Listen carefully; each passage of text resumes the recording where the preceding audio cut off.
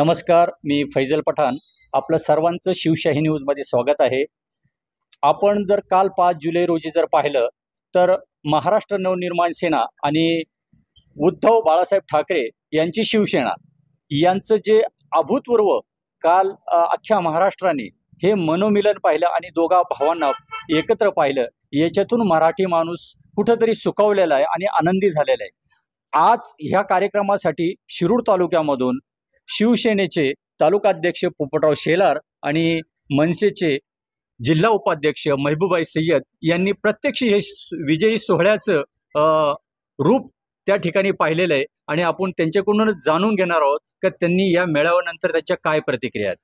20 वर्षापासून जे अखंड महाराष्ट्राला अपेक्षित होतं ते काल जे पाहिलंय तर तुमच्या काय भावना आहेत?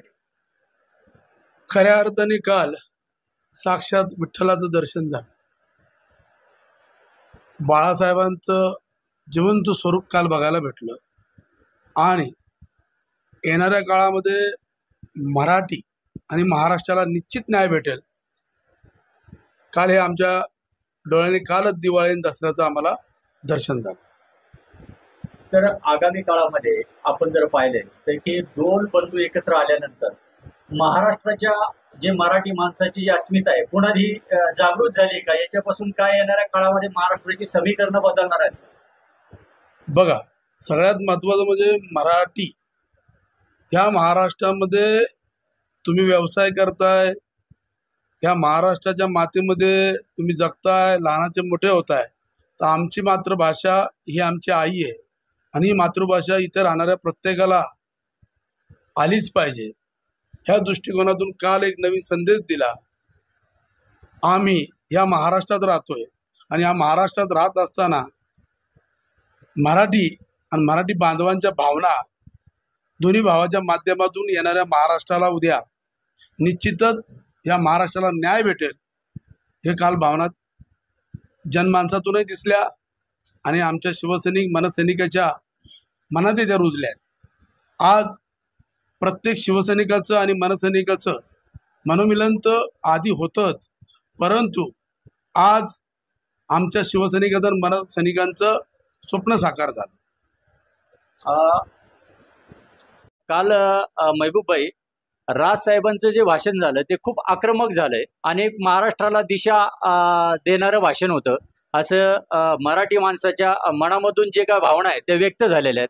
कारण राजसाहेबांनी यापूर्वी सांगितलं होतं का आमच्या भांडणापेक्षा किंवा महाराष्ट्रापेक्षा आमची भांडणं मोठी नाहीत. तर तुम्ही याच्याकडे या विधानाकडे कसं पाहताय? आतापर्यंत सन्माननीय राजसाहेबांनी ज्या ज्या भावना व्यक्त केलेल्या आहेत त्या संपूर्ण महाराष्ट्र हिताचे आहेत.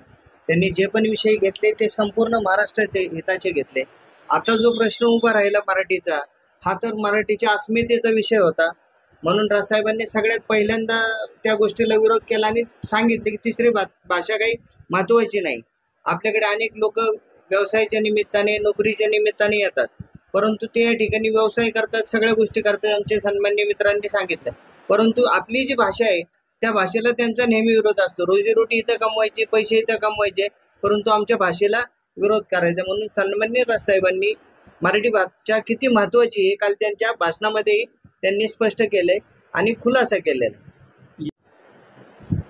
काल महाराष्ट्र नवनिर्माण सेना आणि उद्धव बाळासाहेब ठाकरे या दोन पक्षांनी मराठी अस्मितेच्या मुद्द्यावर मुंबई येथे मेळावा घेतला.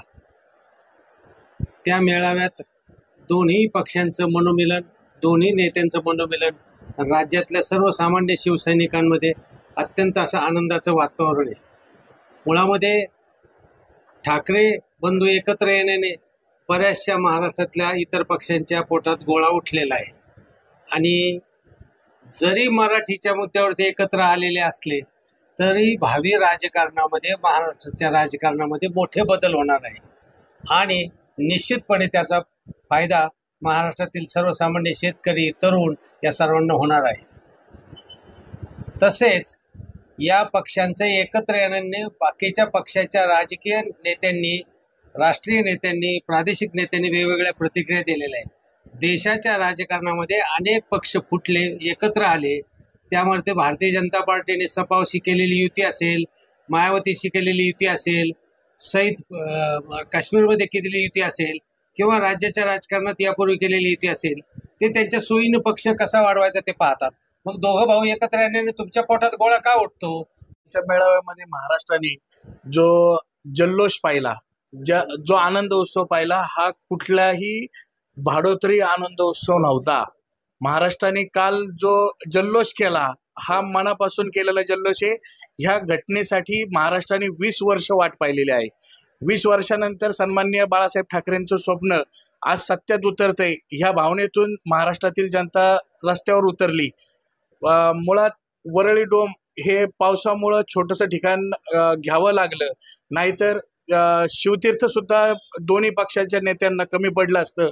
अशी भावना राज्यातून जी व्यक्त होतीये ती त्या भावनेतूनच संपूर्ण आपण प्रतिक्रिया समजून घेऊ शकता की महाराष्ट्राच्या मनात नक्की काय आहे. सैनिक म्हणून काय वाटतं जरा करारी बारा? काल आपण पाहिलं सगळ्यांनी महाराष्ट्राने की दोन भाऊ एकत्र आल्यावर काय होतं.